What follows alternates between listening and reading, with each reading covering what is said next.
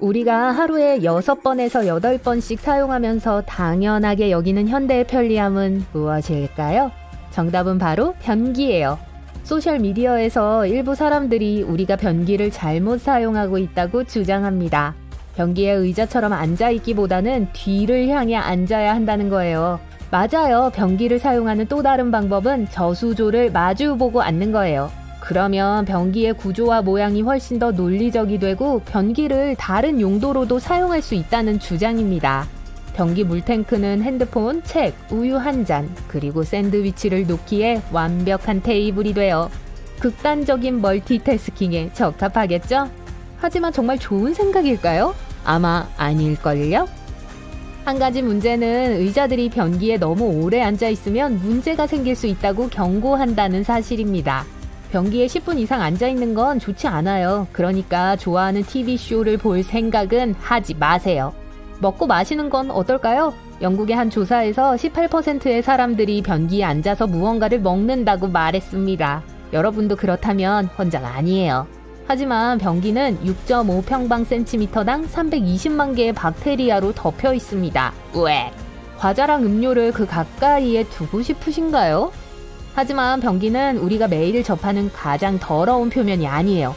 그럼 뭐죠? 하나는 칫솔입니다. 매일 아침 우리가 입에 넣는 칫솔에는 6.5평방센티미터당 20만 개의 박테리아가 있어요. 그리고 컴퓨터 키보드도 있어요. 제대로 청소하지 않는다면 변기보다 거의 200배나 많은 박테리아가 있을 수 있습니다. 심지어 스마트폰도 문제예요. 2018년에 한 연구는 휴대폰이 변기보다 7배 더 더럽다는 걸 발견했습니다. 마지막으로 전화기를 닦은 게 언제죠? 우리들 대부분은 변기를 가리키는 재미있는 이름을 들어본 적이 있고 이런 표현 중 일부는 변기의 역사에 대해 많은 것을 알려줍니다. 예를 들어 많은 사람들이 포티라는 용어를 사용해요. 왠지 아세요? 이 용어는 중세시대에 유래되었습니다. 그 당시에는 변기가 말 그대로 냄비였어요. 내용물을 처리하는 유일한 방법은 사용 후에 냄비를 밖으로 쏟아버리는 것이었습니다. 1층 이상에 사는 사람들에게 가장 쉬운 방법은 창문 밖으로 던지는 것이었어요. 프랑스에서는 물을 조심하라는 뜻의 문구로 행인들에게 경고했습니다. 그 말이 들리면 머리를 가리고 도망쳐야 했죠. 한 이야기에 따르면 12세기 프랑스 왕 필리프 오귀스트가 내용물을 뒤집어 쓴 이후에 이런 경고를 먼저 외치도록 하는 법을 선포했다고 합니다. 물론 상대가 제때 말을 듣기를 바라면서 잠깐만요! 라고 소리칠 수 있었겠지만 항상 효과가 있는 건 아니었어요. 이것이 또한 흔한 영국식 표현 치리오의 유래였다는 걸 알고 계셨나요? 부유한 사람들은 때때로 특별한 의자를 타고 다녔어요. 프랑스에서 처음으로 사용된 이런 세단 의자는 작은 칸 안에 하나의 좌석을 제공했습니다. 심지어 날씨가 좋은 날을 위해 탈착 가능한 지붕이 있었어요. 체어맨이라고 불린 하인들은 의자 양쪽에 달린 긴 기둥을 잡고 세단 의자를 마을에서 운반했습니다. 하인들은 주인이 언급할 수 없는 것을 뒤집어 쓰지 않도록 하기 위해 아래 의자가 지나간다며 chair below를 외쳤어요. 그게 결국은 치리오로 바뀌게 되었습니다. 노폐물을 뒤집어 쓰는 사람들의 수를 줄이기 위한 시도로 스코틀랜드의 에딘버러시는 1749년 법을 통과시켰어요. 법에 따르면 오후 10시에서 오전 7시 사이에만 노폐물을 버릴 수 있다고 합니다. 이것은 늦은 밤에 길을 걷는 사람들은 박쥐와 늑대 말고도 조심해야 할 것이 있었다는 뜻이었죠. 경제적으로 훨씬 더 부유한 사람들은 가드로브가 요강을 대신했습니다. 가드로브는 옷을 지킨다는 의미로 사람들이 옷을 보관했어요. 옷장처럼 생겼지만 한 가지 매우 특별한 특징이 있었죠. 바로 변기였어요. 사람들은 방 안의 불쾌한 냄새가 나방과 벌레가 옷을 상하게 하는 것을 막는다고 믿었어요. 이 화장실의 디자인은 간단했습니다. 나무나 돌로 만들어진 좌석이 구덩이로 통하는 구멍 위에 위치했습니다. 더 멋진 건 해자 위에 설치되기도 했어요. 변기를 왕좌라고 부르는 걸 들어보셨나요? 거긴 이유가 있어요. 이 완곡한 표현은 루이 14세까지 거슬러 올라갑니다. 그는 종종 변기에 앉아 왕실 업무를 수행했고 평소 왕좌의 대안이 됐어요. 심지어 인도 뉴델리 술라브 국제 화장실 박물관에서 그 복제품을 찾아볼 수 있습니다. 엘리자베스 1세 여왕의 대자인 존 해링턴 경은 1592년 영국 최초의 수세식 병기를 발명했습니다. 발명가가 아닌 사람치고는 나쁘지 않았어요. 그는 시인으로 더 잘 알려졌는데 어떤 사람들에 따르면 형편없는 시인이었다고 해요. 그는 또한 왕실에서 부적절한 이야기를 했고 엘리자베스의 야한 대자로 알려져 있었어요. 자신의 명예를 보호하기 위해 여왕은 그를 런던에서 약 160km 떨어진 켈스턴 마을로 추방했습니다. 망명 기간 동안 그는 에이젝스라고 불리는 변기를 디자인했어요. 이름이 좀 무작위적인 것 같지만 일리가 있어요. 제이크스라는 용어는 그 당시 화장실의 속어였습니다. 그래서 에이젝스는 Jake라는 단어를 사용한 말장난이었습니다. 그것은 작은 파이프에 솟아오른 수조가 부착된 인상적인 설치물이었어요. 물을 내리면 노폐물을 제거하기 위해 그릇으로 물을 뿜어냈습니다. 엘리자베스 여왕은 결국 해링턴이 런던으로 돌아오는 걸 허락했어요. 그는 자랑스럽게 자신의 발명품을 자랑했고 여왕은 매우 감탄하며 변기를 주문했어요. 하지만 여왕이 고객이라는 사실도 충분하지 않았는지 수세식 변기 아이디어는 다음 몇 세기 동안 인기를 끌지 못했습니다. 1775년 알렉산더 커밍스는 해링턴의 디자인을 개선해서 냄새가 없는 수세식 변기를 만들었습니다. 그는 오늘날까지도 우리가 사용하는 S자 파이프를 추가했습니다. 그 모양은 변기 안에 냄새를 가두고 우리의 민감한 코로부터 멀리 있도록 합니다. 이 사람을 기리는 국경일이 필요해요. 잠깐만요. 변기의 발명가가 실제로 토마스 크래퍼라는 이야기를 들어본 적 있으세요? 그는 실존 인물이었어요. 그는 1900년대 초에 배관공으로 일했고 욕실 설비를 위한 최초의 쇼룸을 만들었습니다. 그는 심지어 자신이 판매하는 물건에 T. 크래퍼라는 이름을 새겼죠. 월리스 레이번은 1969년 쓴 책에서 토마스의 이야기를 꾸며냈습니다. 그 책에서 토마스가 11살에 런던에서 배관공이 되기 위해 집을 떠났고 마침내 현대식 변기를 발명했다고 한 이야기는 완전히 꾸며낸 이야기였어요. 레이번은 또한 가상의 브래지어 발명가 오토 티즐링에 대한 이야기도 만들어냈어요. 많이 좋아지긴 했지만 변기는 여전히 다소 불쾌한 경험의 원천이 될 수 있습니다. 혹시 지금 얼굴을 찡그리고 있나요? 변기에서 뱀이 나왔다는 이야기를 들어본 적 있으세요? 그저 허황된 도시 괴담일까요? 드물긴 하지만 뱀은 변기에서 나올 수 있고 실제로 나오기도 합니다. 하수도시 모든 병뚜껑 아래에 있는 작은 동그란 판은 평생 탄산음료 제공하겠다는 쿠폰이 있는지 보기 위한 것만은 아니에요. 음료를 맛있게 또 탄산을 많게 유지해주죠. 뚜껑은 음료를, 동그란 고무판은 탄산을 보존해주죠. 여러분이 마시기 전까지 말이에요.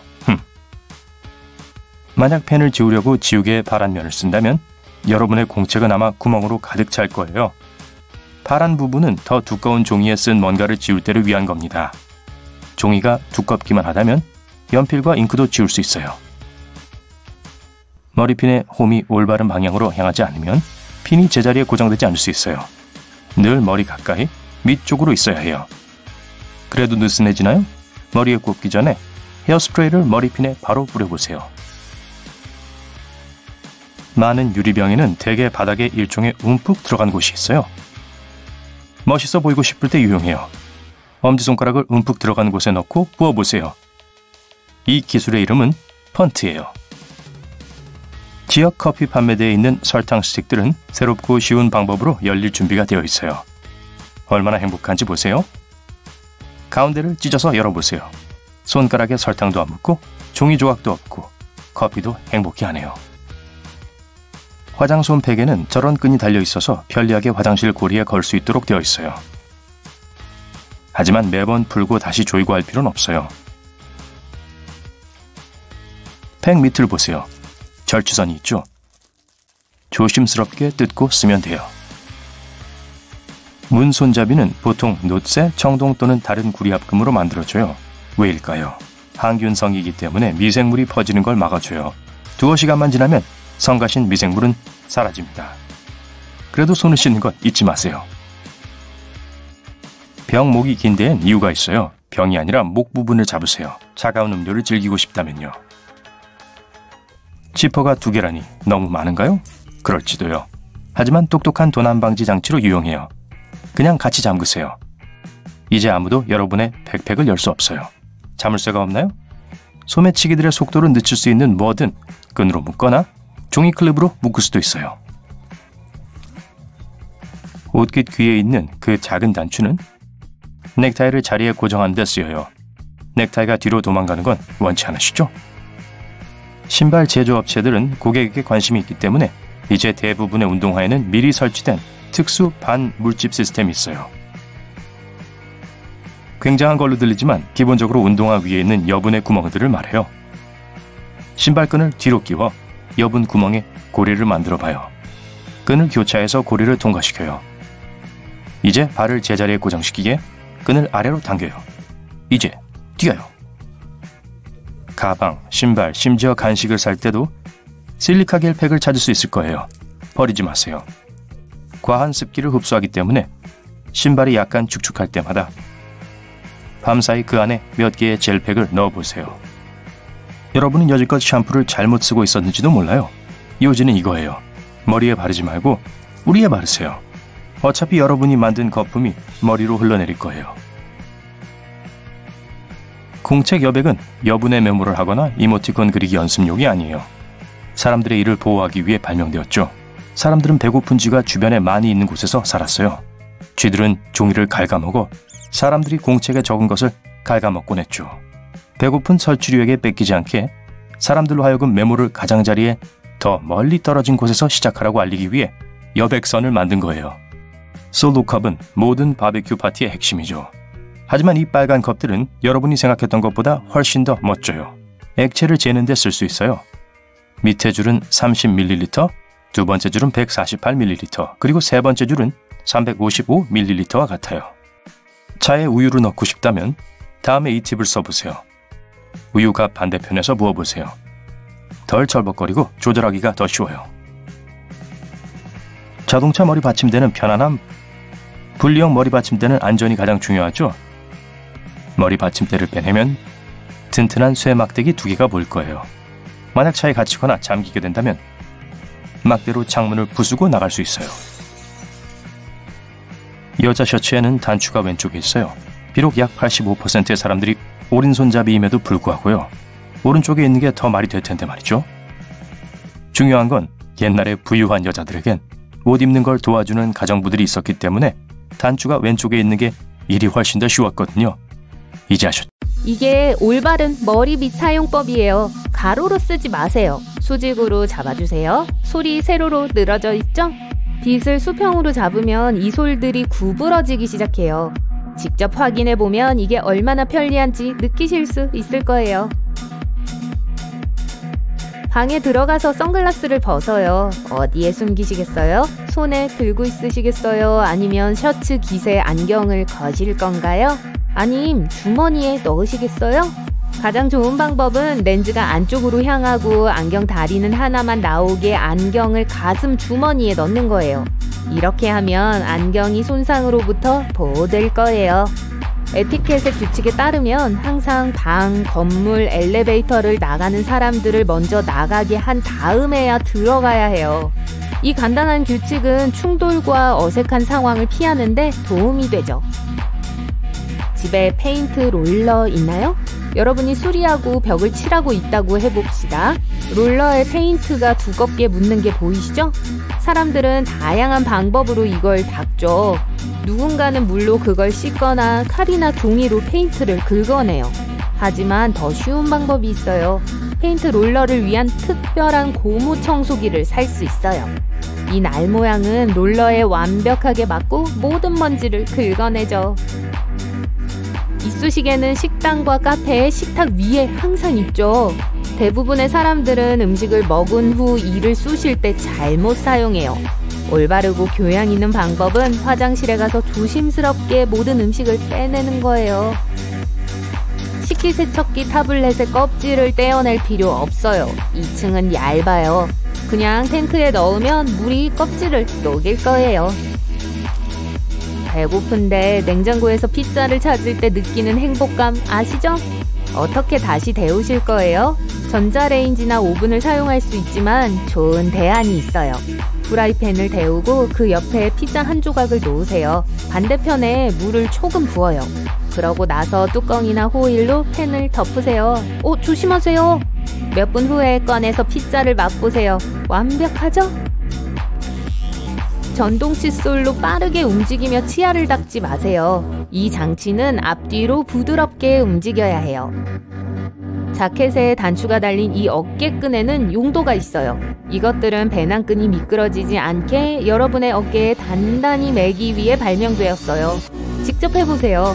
끈을 풀고 배낭을 메고 다시 묶어보세요. 주스나 우유를 부을 때는 구멍이 뚫린 부분을 위로 가게 하세요. 그럼 튀는 일이 줄어들 거예요. 물 내리기 전에 변기 뚜껑을 항상 내리세요. 열어놓으면 눈에 보이지 않는 작은 더러운 물 입자들이 튀고 전체 공간을 오염시켜요. 많은 사람들이 부엌에 조미료 쉐이커를 두고 있죠? 그리고 대부분은 음식에 향신료를 붓기 위해 그걸 흔들어요. 만약 여러분이 그 사람들 중 한 명이라면 바로 멈추세요.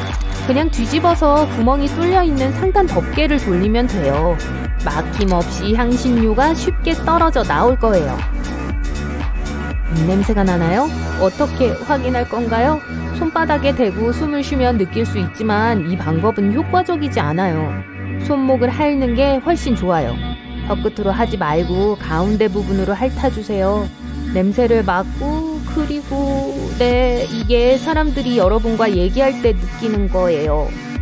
호흡을 상쾌하게 유지하는 방법 중 하나는 침묵을 지키는 거예요. 말을 많이 하면 입이 말라요. 침으로 촉촉하게 해주지 않으면 많은 박테리아가 침 안에 축적돼요. 그리고 이게 입냄새를 나게 하죠. 오븐 문에 있는 유리 사이에 빈 공간이 있어요. 오븐의 유리문을 닦을 수 있는 붓을 거기에 꽂을 수 있어요. 이 공간의 입구는 문 아래쪽에 있어요. 아래쪽 선반을 열고 소를 구멍으로 밀어 넣으세요. 날달걀에서 노른자와 흰자를 분리하는 방법에는 여러 가지가 있어요. 특별한 숟가락을 사용하거나 병으로 할 수 있죠. 누군가는 껍질에서 달걀 흰자를 천천히 부어요. 특히 처음 해보는 경우에는 어느 방법도 쉽지 않죠. 하지만 별도의 장비 없이도 훨씬 효율적으로 노른자를 추출할 수 있어요. 그냥 날달걀을 접시에 붓고 노른자를 꺼내세요. 손으로요. 하지만 그 전에 손가락에 마늘을 바르세요. 밥을 짓기 전에 찬물에 쌀을 씻는 게 더 낫다는 걸 알고 계셨나요? 물은 건조한 곡물을 서로 분리시켜주는 데 도움이 돼요. 요리할 때 씻은 쌀알은 달라붙지 않아요. 이러면 밥이 포슬포슬하고 맛있어져요. 마늘을 까는 가장 쉬운 방법은 전자레인지에 넣는 거예요. 끝을 잘라내고 도파민이 과도한 수준으로 올라갑니다. 도파민은 중독을 유발하고 다른 모든 것을 지루하게 만들죠. 그래서 어떤 일을 성취했을 때 SNS로 보상을 더 많이 할수록 다음 일을 완수하기가 더 어려워질 겁니다. 20분간의 운동은 몸과 마음을 위한 완벽한 보상입니다. 운동은 도파민을 정상 수준으로 내려줍니다. 그리고 신체 활동은 뇌에 더 많은 피를 보내주죠. 운동 후에 근육이 피곤해질 수도 있지만 그 어느 때보다도 더 집중할 수 있을 거예요. 운동은 필수적인 신경 전달 물질인 엔돌핀과 세로토닌 같은 것들을 몸에서 생산할 수 있도록 도와줍니다. 그나저나 아주 간단한 집안일도 운동으로 간주될 수 있습니다. 아마 선반에서 먼지를 털 때가 된 것 같죠? 만약 새로운 것을 배우는데 어려움을 겪고 있다면 그 내용을 한번 가르쳐 보세요. 그 개념을 설명해야 할 것이고 자신이 할 수 있는 어떤 실수를 발견하게 될 거예요. 예를 들어 어려운 수학 개념과 씨름하고 있다고 가정해보죠. 유튜브 동영상을 보고 나서 친구를 초대하고 친구에게 그 내용을 가르쳐 보는 거예요. 벼락치기로 5시간이나 공부했는데 아직도 성과가 없다고요? 너무 조용해서 그럴지도 모릅니다. 창의력을 자극하고 해결책을 더 빨리 찾게 도와줄 좋은 곡을 들어보세요. 멜로디만 있는 음악은 최고의 선택입니다. 도파민 수치를 최대 9%까지 증가시키죠. 음악 재생을 기업 문화의 일부로 도입한 어떤 회사에선 직원의 생산성이 40% 더 높아졌다고 합니다. 거대한 일을 처리해야 할 때마다 일을 할 의욕이 없다면 모든 것을 한꺼번에 하지 않도록 하세요. 큰 일을 여러 개의 하위 작업으로 나눕니다. 먼저 계획을 쓰고 요점을 설정하고 대본을 작성한 다음 발표를 생각해 보세요. 고양이와 놀거나 케이크 한 조각을 먹는 등 보상 제도를 잊지 마세요. 여러분이 어떤 임무를 완수했을 때 스스로에게 보상을 받으면 도파민을 방출할 수 있습니다. 마음을 비우는 건 역시 생산력을 높일 수 있는 훌륭한 트릭이 될 수 있습니다. 건강한 음식도 뇌를 깨우는 가장 좋은 방법이 될 수 있어요. 우리 뇌는 산소를 공급하기 위해 지방산이 필요합니다. 따라서 여러분의 뇌는 생선, 견과류, 씨앗 같은 연료를 원할 거예요. 기분을 좋아지게 만드는데 깊은 수면만 한 게 없죠. 지금 당장 뇌 활동을 활발하게 해야 한다면 짧고 굵은 낮잠을 자보세요. 45분에서 60분 정도면 충분합니다. 네, 아마도 잘못된 수면 습관처럼 들릴 거예요. 하지만 사실 낮잠은 뇌 활동을 증가시키고 기억력을 향상시킵니다. 한 연구에서는 휴식 시간에 1시간 동안 낮잠을 잔 사람들은 DVD를 본 사람들보다 새로운 단어들을 더 쉽게 기억한다는 걸 증명했습니다. 뇌를 훈련시키는 가장 좋은 방법은 지도를 그리는 겁니다. 기억을 더듬어 여러분이 살고 있는 도시를 지도화하세요. 인구가 1명인 모노위 같은 마을에 사시는 건 아니죠? 중요한 거리나 여러분이 좋아하는 장소도 포함하세요. 너무 쉬워 보이면 모든 줄을 담은 미국 지도를 그려볼 수도 있습니다. 지도는 기억력과 창의력을 증진시키고 뇌의 다양한 영역을 활성화시킵니다. 잘 쓰지 않는 손을 써서 뇌 활동을 증가시킵니다. 점심을 먹거나 등을 긁거나 냉장고에서 간식을 꺼낼 때 손을 바꿔보세요. 손을 바꾸면 이를 닦는 것조차 어렵게 느껴질 겁니다. 하지만 더 많이 연습할수록 뇌는 더 활발하게 움직일 거예요. 더 빨리 할 수 있는 활동은 여러분의 이름 글자로 시작하는 단어를 떠올려 보는 겁니다. 예를 들어서 여러분의 이름이 김철수라면 김치, 김밥, 철봉, 철사, 철도, 수학, 수도, 수리 등을 떠올릴 수 있겠죠. 너무 쉽다고요? 12달을 뜻하는 영단어들을 알파벳 순으로 다시 정리해보세요. 4월 그 다음은 12월이에요. 펜과 종이 없이 도전하면 정말 어려울 겁니다. 그래도 너무 쉽다고요? 알파벳 역순으로도 한번 나열해보세요. 힌트를 하나 드리자면 9월이 제일 먼저 옵니다. 지금 당장 할 수 있는 뇌 운동을 알려드릴게요. 스톱워치를 60초 동안 설정하고 연관 없는 8개의 단어를 외워보세요. 의자, 치과 의사, 신발, 양배추, 다람쥐, 문, 말발굽, 주전자. 이제 휴식을 취하고 10분 동안 다른 일을 하세요. 그리고 나서 단어들을 다시 떠올려보세요. 또 다른 운동도 있습니다. 주위를 둘러보고 녹색 물체 5개와 빨간색 물체 5개를 찾아보세요. 뇌와 눈이 훈련될 거예요. 두뇌의 에너지를 증가시키기 위해 다른 게임을 해보죠. tall이라는 영어 단어가 say이 될 때까지 철자를 하나씩 바꾸는 거예요. 단, 존재하는 단어로요. 정답, tall, fall, fail, sail. 단기 기억력에게 친절을 베푸세요. 우리 모두 한계가 있으니 중요한 것을 기억해야 할 때마다 간단한 메모를 해두세요. 와, 동영상을 끝까지 시청하셨군요. 바나나를 마요네즈랑 같이 먹는 거 어때요? 피클을 땅콩버터에 찍어 먹는 건요? 아주 와일드한 음식 조합인 것 같죠? 하지만 맛이 어떨까요? 자, 한번 시도해보세요. 오레오와 머스타드가 여러분이 가장 좋아하는 게 될지도 몰라요. 좋아요. 자, 좋아. 같이 봅시다. 토마토와 땅콩버터. 샌드위치 빵 위에 토마토 몇 조각을 얹고 그 위에 땅콩버터를 발라보세요. 아니면 그냥 토마토 한 조각 위에 땅콩버터를 듬뿍 발라보세요. 이 맛의 조합은 놀랍게도 많은 미식가들에게 인기가 아주 좋아요. 누텔라와 감자튀김. 소금은 맛과 향을 향상시키는 경향이 있죠. 누텔라에 감자튀김을 찍으면 이 유명한 헤이즐넛 코코아 스프레드는 훨씬 더 달콤해지고 헤이즐넛 맛도 진하게 느껴질 거예요. 감자튀김을 더 맛있게 즐기는 또 다른 방법은 초콜릿 우유와 함께 먹는 거예요. 바나나와 베이컨.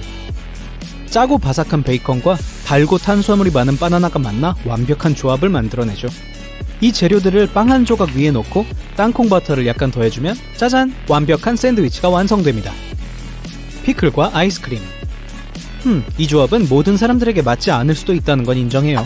하지만 이 특이한 짠맛과 달콤한 맛, 식초와 우유 맛의 신기한 혼합을 이상하게도 매혹적으로 느끼는 미식가들이 있어요. 체다 치즈와 애플파이. 요즘 슬라이스 치즈와 신선한 사과를 같이 제공하는 것을 보고 놀라는 분은 없을 거예요. 이 조합이 유난히 잘 어울리는 만큼 한 발짝 더 나아가면 어떨까요? 소문에 의하면 애플파이에 체다 치즈를 첨가하는 아이디어는 영국에서 시작되었다가 전 세계로 퍼졌다네요. 감자튀김과 꿀. 만약 감자튀김을 좀 더 색다르고 흥미로운 맛으로 즐기고 싶다면 꿀을 쓰면 돼요. 꿀의 달콤한 맛은 패스트푸드의 짠맛을 보완해줄 거예요. 몇몇 식당에서 디핑 소스 옵션으로 꿀을 주는 게 놀랄 일이 아니죠. 바나나와 마요네즈. 아니요, 껍질을 벗긴 바나나에 마요네즈를 건강을 해치지 않을 만큼 짜서 입에 넣으라고 권하진 않을 거예요. 대신 빵 2조각 사이에 얇게 썬 바나나를 넣고 마요네즈를 약간 발라보세요. 즐거운 놀라움을 맛볼 수 있을 거예요. 초콜릿과 감자칩. 이 단짠 조합은 천상의 맛이에요. 그러니 초콜릿으로 덮인 칩이 인기를 끄는 게 놀랄 일도 아니죠. 그리고 많은 브랜드들이 이미 이 조합을 자신들의 제품군에 추가했죠. 버거와 잼. 요즘 대부분의 식당에서 이 콤보를 주문할 수 있어요. 그리고 아무도 여러분을 이상하게 생각하지 않을 거예요. 뭐 대부분은요. 케첩을 곁들인 일반 요리 대신 이 옵션을 선택하는 사람들이 더 많아지고 있어요. 팝콘과 우유. 몇몇 독특한 사람들이 아침 시리얼을 팝콘으로 대체해봤어요. 그리고 여기에 우유를 더하면 이 음식이 대중적으로 더 보급된 다른 대한 시리얼에 뒤지지 않는다고 주장했어요. 한번 먹어보시겠어요? 화이트 초콜릿과 레드 캐비어. 결코 어울릴 것 같지 않은 이 음식 조합은 유명한 요리사가 창조해냈습니다. 그는 짠 캐비어가 하얀 초콜릿의 달콤함을 얼마나 부드럽게 해주는지 발견하곤 놀라워했죠. 단짠의 팬이라면 마음에 드실 거예요. 땅콩버터와 피클. 예를 들어 여러분이 피클을 땅콩버터에 찍어 먹는 게 별로 내키지 않는다고 합시다. 그럼 이 재료들을 섞어 샌드위치에 넣어 먹어보세요. 그러면 피클의 시큼한 맛이 땅콩버터의 끈적임을 잡아줄 거예요. 수박과 소금. 이 조합을 시도해본 적 없는 사람들은 종종 소금이 수박의 단맛을 없애버린다고 생각하죠. 하지만 사실 정반대예요. 소금 한 꼬집은 수박의 단맛을 높여줄 뿐이에요. 망고와 고춧가루. 매운 음식을 좋아하는 분이라면 이 조합에 매료될 거예요. 얇게 썬 망고 위에 매운 고춧가루를 뿌려서 매운맛을 즐길 수 있어요. 땅콩버터와 베이컨. 바나나와 베이컨 콤보 기억하시죠? 이젠 바나나를 땅콩버터로 바꿀 차례예요. 땅콩버터의 부드러움은 베이컨의 바삭함과 대비되죠. 조심해요. 빠르게 중독될 수 있어요. 아이스크림과 핫소스. 아마도 입안의 매운맛을 없애려면 우유를 마시는 게 가장 효과적이라는 걸 알고 있을 거예요. 그렇다면 한 단계 더 높여보는 건 어떨까요? 모험심이 가득한 영혼을 만족시키기 위해 바닐라 아이스크림 위에 매운 소스를 뿌려보세요. 초콜릿과 아보카도. 아보카도 토스트에 초콜릿을 약간 첨가하는 것만을 의미하는 게 아니에요. 군침이 도는 아보카도와 초콜릿 밀크쉐이크도 만들 수 있어요. 그러면 아보카도 버터의 질감이 초콜릿의 맛을 완벽하게 보완해줄 거예요. 버거와 땅콩버터. 잼을 넣은 버거는 더 단짠 콤비네이션이죠. 하지만 땅콩버터를 바른 버거는 소금이 더 들어간 짠짠에 가까워요. 그런데 녹은 땅콩버터를 버거 전체에 바르는 대신 쇠고기 패티를 만들면서 땅콩버터를 첨가해야 해요. 그럼 버거에 육즙이 더 많아지죠. 오레오와 머스타드. 이 음식 콤보를 먹어본 사람들은 이 맛이 놀라울 정도로 서로 잘 어울린다고 해요. 오레오 쿠키에 크림을 긁어내고 독일산 머스타드로 대체해보세요. 후회하지 않을 겁니다. 땅콩버터와 마요네즈. 샌드위치에선 상상할 수 없는 가장 이상한 조합 중 하나지만 사실 이건 오랜 역사를 갖고 있어요. 사람들이 어려웠던 시기에 단백질이 풍부한 땅콩버터와 지방이 풍부한 마요네즈를 섞어 먹기 시작했죠. 하지만 후에 그게 진짜 맛있다는 것을 깨달은 사람들은 여전히 그 맛을 고수하고 있어요. 피자와 꿀. 뜨거운 꿀은 예상치도 못했지만 부인할 수 없을 정도로 맛있는 피자 토핑이 돼요. 예를 들어 피자에 든 과한 소금량의 균형도 맞춰주는 좋은 방법이죠. 예를 들어 페퍼로니 같은 거요. 그러니 집에서 피자를 구울 때 그 위에 페퍼로니와 피망을 토핑하세요. 그런 다음 꿀을 발라주세요. 감사 인사는 나중에. 이 작은 비누 하나를 사용해서 손을 씻을 수 있습니다. 육즙이 많은 패티를 구우려면 고기 가운데를 눌러서 홈을 만들어 얼음을 올려주세요. 얼음이 녹을 때까지 기다렸다가 평소처럼 구우세요. 뚜껑이 있는 평범한 양동이를 사용하여 캠핑용 세탁기를 만들 수 있습니다. 뚜껑 가운데에 작은 구멍을 내어 뚫어뻥 손잡이를 끼웁니다. 양동이에 세탁세제를 붓고 옷과 물을 넣은 후 뚜껑을 닫고 얼룩이 다 빠질 때까지 뚫어뻥으로 옷을 헹구세요. 만약 옷에 붙은 껌이 떨어지지 않거든 얼음 조각을 그 위에 올려놓으세요. 그러면 껌이 쉽게 떨어질 거예요. 또한 옷을 냉동실에 잠시 넣었다가 껌을 떼낼 수도 있습니다. 세제병은 보통 캠핑에 가져가기엔 너무 큽니다. 얇은 종이 한 장에 세제를 골고루 펴바릅니다. 종이를 네모난 작은 조각으로 잘라서 방수상자에 넣으세요. 설거지를 해야 할 때 젖은 스폰지를 그 위에 올려놓으세요. 숲을 걷는 동안 손가락 너비 정도의 나뭇가지를 모으세요. 나뭇가지를 집으로 가져와서 씻은 후에 같은 크기의 조각으로 자르세요. 그것들을 그릇에 담고 핫글루를 사용해서 그릇 모양으로 붙입니다. 스타일리시한 여러분만의 수제 과일 쟁반이 준비되었습니다. 병 뚜껑이 그렇게 쉽게 열리지 않는다면 이 꿀팁을 사용해보세요. 뚜껑을 접착 테이프로 감쌉니다. 그런 다음 부드럽게 당기면 열립니다. 만약 주전자에 때가 많이 끼었으면 물을 붓고 레몬 조각을 안에 넣으세요. 물을 끓이세요. 그런 다음 주전자를 씻으면 때가 없어질 거예요. 낚싯대가 없는데 야생에서 배가 고플 때를 대비해서 물고기를 잡는 다른 방법을 시도해보세요.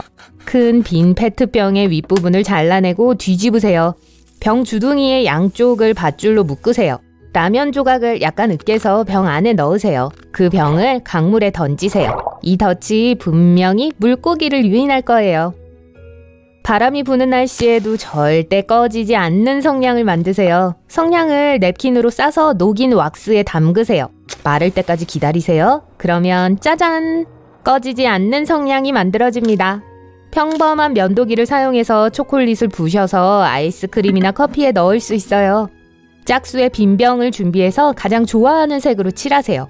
나무 판자 표면 양쪽에 병을 접착제로 붙입니다. 그리고 판자 옆면에는 손잡이로 밧줄을 달아줍니다. 캠핑용 식기 보관함이 새로 준비되었습니다. 머리카락의 질소는 영양분을 촉진합니다. 매일 빠지는 머리카락을 화분에 넣으면 식물을 더 튼튼하고 건강하게 자라게 할 거예요. 베이킹 접시에 라면을 여러 개 넣고 두툼하게 치즈로 덮은 다음 라면 스프를 그 위에 뿌려줍니다. 그리고 케첩을 붓고 페퍼로니나 버섯 같은 다른 토핑들을 면 사이사이에 부으세요. 치즈를 조금 더 넣고 치즈가 녹을 때까지 구우세요. 정말 맛있는 국수가 준비됩니다. 라면은 또한 훌륭한 불쏘시개입니다. 깨끗한 일회용 종이컵에 바늘로 장식용 구멍을 만듭니다. 그런 다음 칼을 사용하여 바닥에 작은 십자가 모양으로 자르고 컵을 램프 벨트에 올려놓습니다. 여러분만의 독특한 램프 벨트가 준비될 때까지 다른 컵에도 반복하세요. 컵을 램프 벨트에 놓기 전에 좋아하는 색으로 칠할 수도 있습니다. 달걀 용기는 소스를 저장하는 데 사용될 수 있습니다. 장미 뿌리를 꿀에 담그세요. 그리고 감자 안에 뿌리를 넣고 가지를 잘라냅니다. 이 감자를 화분에 심으세요. 이렇게 하면 화분에 자신만의 장미를 직접 기를 수 있어요. 치약과 칫솔로 신발을 닦으세요. 그러면 신발은 치아만큼 하얗게 될 거예요. 훌라후프와 욕실 커튼을 사용하여 숲속 어디에든 욕실을 만들 수 있습니다. 훌라후프에 고리로 커튼을 부착하고 끈으로 나무를 묶습니다. 이 팁을 사용하여 임시 탈의실을 만들 수도 있어요. 만약 하이킹에 테이프를 통째로 가지고 싶지 않다면 필요한 양을 라이터에 감으세요. 그리고 필요할 때 한 조각씩 잘라 쓰세요. 무거운 소파를 옮겨야 한다면 소파 다리 아래에 바나나 껍질을 두세요. 가구는 바닥에서 쉽게 미끄러질 거예요.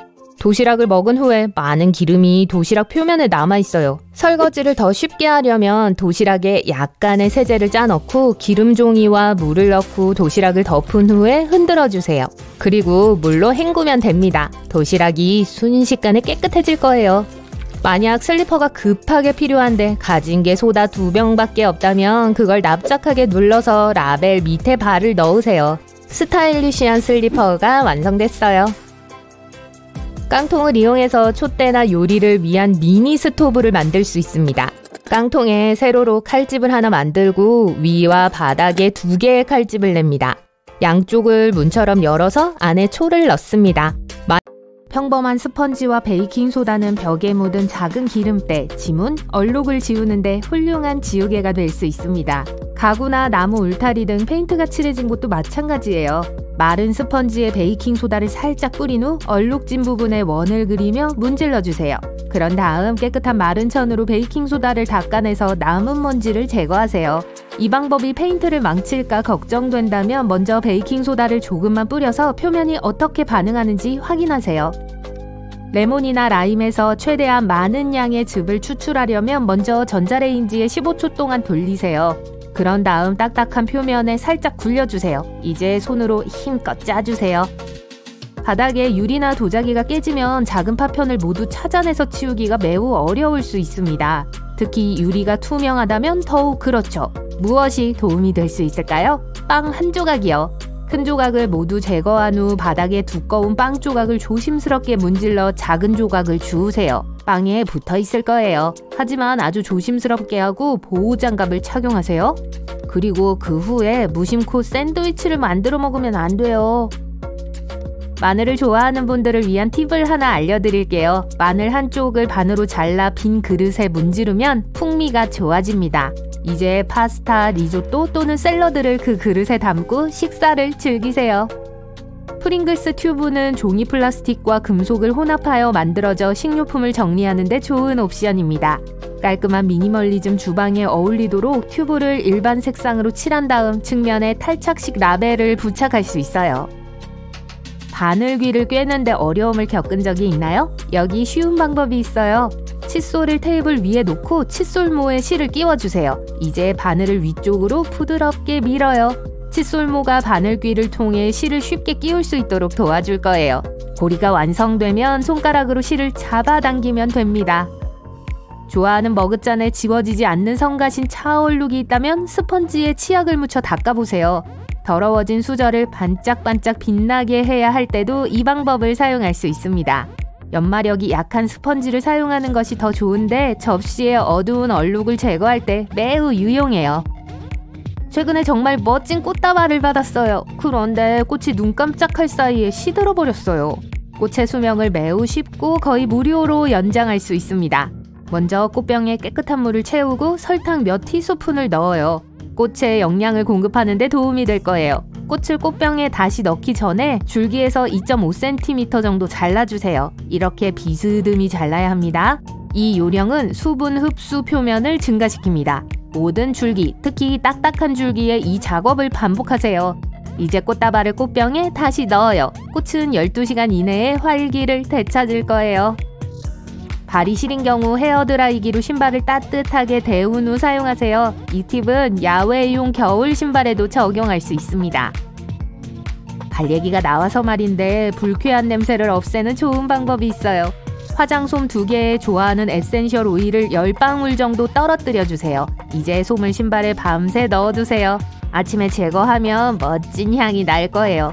좋아하는 향을 몇 가지 섞어서 신발 향을 맞춤화할 수도 있습니다.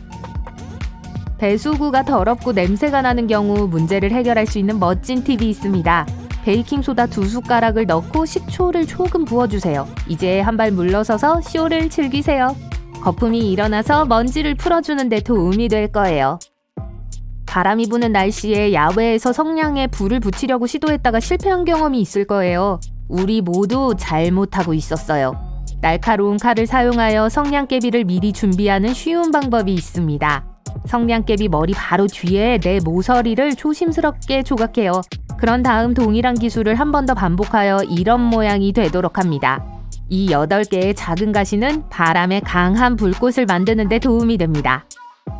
옷장이 작아서 새 옷을 걸 공간이 부족하다면 빈 음료수 캔 위에 금속 탭을 제거하세요. 두 번째 옷걸이를 걸 수 있는 완벽한 고리를 만들 수 있습니다. 고리 위에 옷걸이를 걸기만 하면 돼요. 이렇게 하면 하나의 옷걸이의 보관 공간을 2배, 심지어 3배로 늘릴 수 있습니다. 비상용 양초를 만들어야 할 경우 냉장고에 있는 아주 흔한 물건 하나를 사용할 수 있습니다. 뭔지 짐작하셨나요? 버터예요. 차가운 버터 조각을 잘라서 내열 접시 위에 올려놓으세요. 이쑤시개나 나무 막대기를 사용하여 중앙에 똑바로 구멍을 뚫습니다. 이제 심지가 필요해요. 평범한 면끈이나 노끈을 사용할 수 있어요. 적당한 길이로 자르고 구멍을 통해 양초 바닥까지 들어가도록 찌르세요. 심지 끝에 버터를 부드럽게 바르고 새 DIY 양초에 불을 붙입니다.